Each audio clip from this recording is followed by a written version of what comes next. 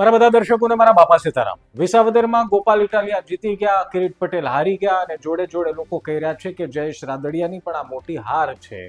હવે સમજવાનું એ છે કે જયેશ રાદડિયાની હાર છે તો શું જયેશ રાદડિયા મંત્રી નહીં બને?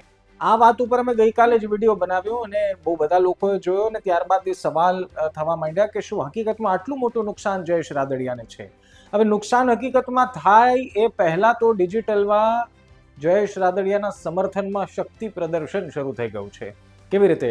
હું તમને કેટલીક સોશિયલ મીડિયાની પોસ્ટ દેખાડું જે જયેશ રાદડિયાના સમર્થનમાં છેલ્લા 24 કલાકમાં અઢળક વાયરલ થઈ રહી છે. અઢળક લોકો પોસ્ટ કરી રહ્યા છે.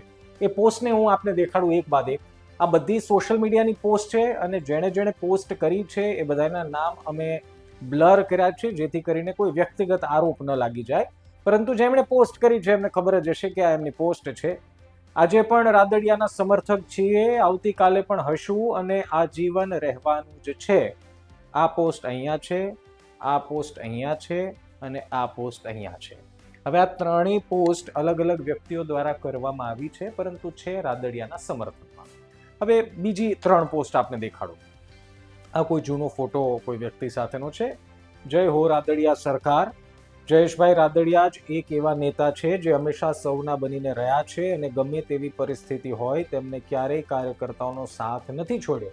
અને આ પોસ્ટ જે છે બહુ બધા લોકો આ પોસ્ટને રીપોસ્ટ કરી રહ્યા છે પોતાના હેન્ડલ ઉપર, પોતાના પ્રોફાઇલ ઉપર. શું આ પોસ્ટમાં લખ્યું છે? અંતમાં આરંભ અને આરંભમાં અંત, જન જનના હૈયામાં વસે વિઠ્ઠલદાસનું રતન. સંઘર્ષ અને વિકટ પરિસ્થિતિથી ભરપૂર આપશ્રીના રાજકીય જીવનમાં જયેશભાઈ રાદડિયા સાહેબે અનેક વખત શ્રેષ્ઠ પરિણામો અપાવ્યા છે. પરિણામો પરિસ્થિતિને આધીન મળતા રહેતા હોય છે, એટલે અહીંયા કહેવાનો મતલબ એ છે કે હારી ગયા તો વાંધો નહીં, પરંતુ તમે તમારા કર્મોથી મહાન છો. પરિણામ કંઈ પણ મળે પરંતુ તમે ક્યારેય કોઈ વ્યક્તિને ધ્યાનમાં રાખ્યા નથી, હંમેશા તમારા સમજીને ધ્યાન રાખ્યું છે. અમારા માટે પરિણામ કરતાં આપશ્રીનું મહત્વ વધારે છે. એટલે જે કોઈ પણ લોકો એ વાતનો સવાલ ઉઠાવી રહ્યા હતા કે આ વિસાવદરની હારનું જવાબદારી એ જયેશ રાદડિયા ઉપર છે, એ લોકો માટે, એ લોકોને સંભળાવવા અને સાથોસાથ જયેશ રાદડિયાનું સમર્થન કરવા માટે આ બધી પોસ્ટ વાયરલ થઈ રહી છે. આમ જુઓ તો એક આ ડિજિટલ શક્તિ પ્રદર્શન છે. હવે એક મજેદાર વાત સમજો. મંત્રી પદ મળશે નહીં મળે એ તો બહુ આખી વાત છે, હજી તો વિસ્તરણ થાય ત્યારની વાત છે, પરંતુ એ પહેલા બીક છે કે કદાચ વિસાવદરની હારનું ઠીકરું રાદડિયા સાહેબ ઉપર ફૂટી ન જાય અને મંત્રી બનતા બનતા રહી ન જાય. આમ તો ઘણા બધા લોકો કહ્યું કે કિરીટભાઈ જશે તો રાદડિયા સાહેબને પણ લેતા જશે અને થયું એવું.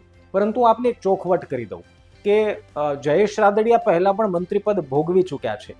એમની રાજકીય કુને પર શંકા કર્યા વગર જયેશભાઈ રાદડિયા મંત્રીપદ માટે તાલાવેલી કરતા હોય એવું માનવાને કોઈ સવાલ રહેતો નથી, કારણ કે ઓલરેડી મંત્રી હતા.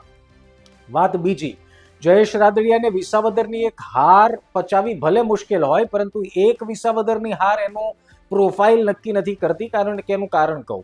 ઇફકોનું આપને ખબર જ છે કે મેન્ડેટ ન હોવા છતાં ચૂંટણી લડ્યા અને જીત્યા. એનો સીધો મતલબ એ હતો ભારતીય જનતા પાર્ટીની સામે પડ્યા. પરંતુ સહકારી ક્ષેત્રે આજે પણ જયેશ રાદડિયા અવ્વલ મનાય છે. જયેશ રાદડિયા, જો સહકારી પાવરની વાત આવે તો જયેશ રાદડિયા અવ્વલ છે. ને જયેશ રાદડિયા ખુદ એ વાત ઘણા સમય પહેલા કહી ચૂક્યા છે કે મારા પિતાએ આ ખેતી કરી છે સહકારની, લણવાનો અધિકાર એકમાત્ર મારો છે. કહેવાનો ભાવાર્થ આપ સમજો. સૌરાષ્ટ્રની રાજનીતિમાં સહકારમાં જેનો દબદબો છે એ અવ્વલ છે, એની જરૂર પક્ષને છે. એટલે ભારતીય જનતા પાર્ટી કદાચ એમના નામને કે પદને વેતરીને પોતાના પગ ઉપર કુહાડી નહીં મારે કે સૌરાષ્ટ્રના એક મોટા નેતા છે. પરંતુ હા, એક વાત જરૂર છે કે જયેશ રાદડિયા માટે અને કિરીટ પટેલ માટે જે વાતો થઈ રહી છે કે તમે તો એક વિસાવદરની બેઠક પણ ન જીતાડી શક્યા, એ દાગ જે છે એ જયેશ રાદડિયા ઉપર રહેવાનો. ભલે સમર્થક એક ડિજિટલ વોર શરૂ કરે કે સમર્થનમાં શક્તિ પ્રદર્શન કરે, પરંતુ આ તો રહેવાનું કે વિસાવદરમાં સુરતથી આવેલા ગોપાલ ઇટાલિયા આખા મંત્રીમંડળ, આખી ફોજ, 4 જિલ્લાના કાર્યકર્તાઓની સામે પણ ગોપાલ ઇટાલિયા 17,000ની લીડથી જીતી ગયા.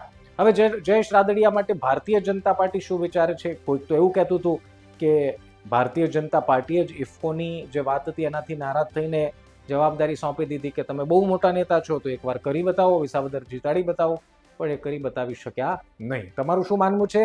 કમેન્ટમાં લખવાનું સાહેબ ભૂલતા નહીં. હજી સુધી ગુજરાત તક સબસ્ક્રાઇબ નથી કર્યું? આવું ન કરો. સબસ્ક્રાઇબનું બટન છે દબી દો, નોટિફિકેશનમાં ઓલ કરો, એટલે જેથી કરીને અમે જે કંઈ પણ વિડીયો ચડાવીએ એની નોટિફિકેશન આપને મળતી રહે.